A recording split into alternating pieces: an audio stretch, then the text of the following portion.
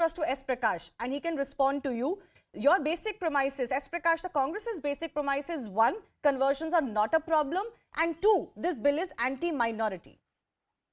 No, basically the problem of the Congress party is that they're totally against the majority community. They never stand with the majority community. They always see the communal angle in each and every legislation the BJP brings out. So are you saying that Hindus are basically the ones who suffer the most because of such conversions?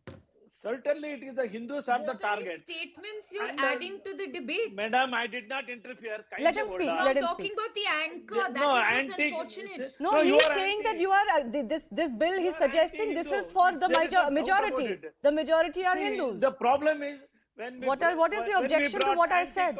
Don't be so easily offended. Withdrawn by the Siddaramaiah government. When we have brought the anti-conversion bill, they are opposing tooth and nail. Their KPCC president tore apart the bill inside the house. They stand with the minorities in the name of humiliating the majority. But why do you say that? That's what I'm asking. No, I am coming to that. This bill does not specify it is meant for Hindus only or Christians or Muslims. But then why are you raising the question of majority and why is the Congress raising the question of minority? There is obviously an elephant in the room that neither of you wants to address. No, we have not raised that. It is the DK Shivkumar who has raised it. Here it is going to create law and order problem. This is against the Christian community. It is their statement. I am only quoting about it. Why they are so much, they have hatred towards the Hinduism, I am not able to understand it. But this bill does not target anyone. If you are saying that they are opposing what is good for Hindus or the majority, are you also not implying that this bill has been brought to protect the Hindu majority?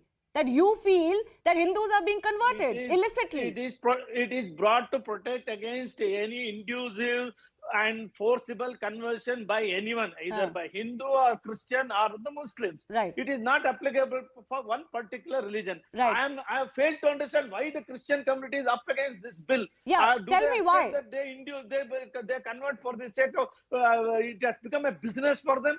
A religion should not become a business. Induce them, give them false miracle shows, and say that only the Christ can save them. These things are happening in even villages. That so many innocents are the target for the Christian missionaries. And if the issue is addressed by the government, every party should support it, not oppose it blindly. Aishwarya wants to respond. Let her respond for a minute, then you can come in. You know, before you went to Mr. Prakash, you said, you know, the DM can determine this. There's a judgment, the Hania judgment, I think in 2012 onwards, where it said that the idea of a district magistrate having to sit in judgment, especially in the environment we're in, where you're seeing churches being attacked. I didn't say in judgment. I said there is a process for it. I'm telling you, there's a provision, yes. I'm saying there's a court judgment that says even to have somebody go forth and have to sit and willfully sit and talk about their conversion to a DM inherently goes against their right of privacy, one. Second is, you know, Mr. Prakash talks about this idea. If my religion, being a practicing Hindu myself, having been one of the oldest religions in the country, cannot take what you think is this forced conversion or this idea of Christianity taking over, then I'm sorry, then we have to also introspect. The fact remains, why Christians and minorities... when you raise that question, Aishwarya, that's not fair. If you raise that question, you also then have to accept that there is rampant conversions. I'm going to answer. 1 second. I will answer. You know, the fact is they believe only it's a minority or it's only Christians and Muslims who can do this. The fact remains, please ask Mr. Prakash why his chief minister had a meeting where he said this bill is being brought because everybody is a Hindu. Everybody can convert back, while legally speaking, the fact remains that a person cannot reconvert back to Hinduism or even convert back to Hinduism except under established by law or 7 years of living within the community. The problem with the BJP is simply their legal intervention is okay. Their legal intervention is okay, but when person is first converting, then you're saying it's a matter of personal choice. If someone wants to reconvert, then 7 years cooling off should be there. Oh my God, if you read the law, you'll understand. But the basic fact of the matter remains. But what is your position? Should there be any legal interventions at all or not?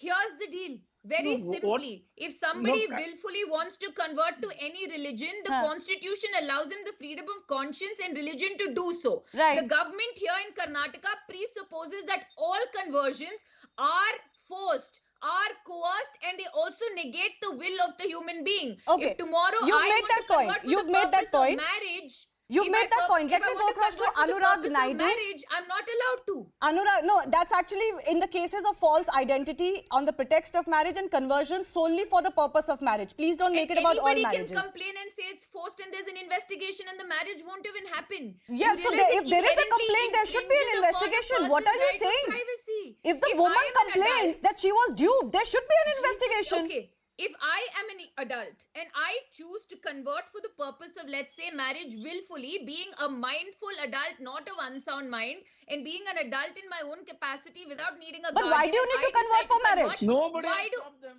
Anyone if it can is a convert purpose I want to choose of my their faith. choice. not Even the be amended rule pedestrian conversion about this? act This also is- provides why does provision the- for that. Well, first of all, let's not confuse willful conversions to illegal conversions, So and there willful are conversion- obviously all conversions provisions are that being seen there are as provisions illegal that now. don't Why is allow she illegal overtaking conversions.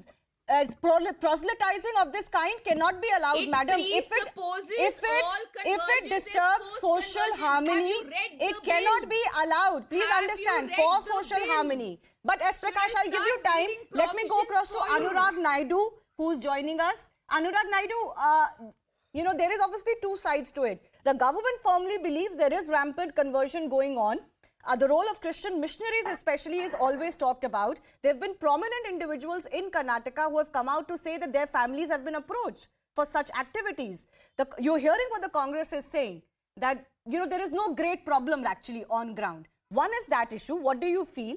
And secondly, is this bill going to be actually restrictive for individuals? Is it bad in law?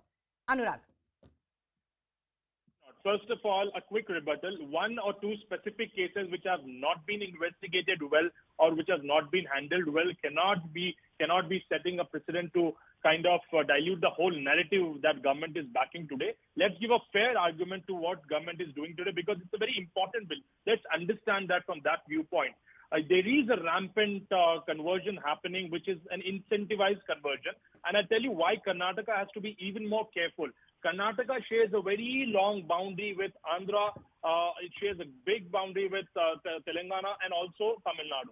If you actually see the socio-economic structure of these states and also the political structures, it is so well aligned, that the pastors are very much influential when it comes to the rural areas, rural segment, influencing them for maybe political or social, influences, or also for the economical gain.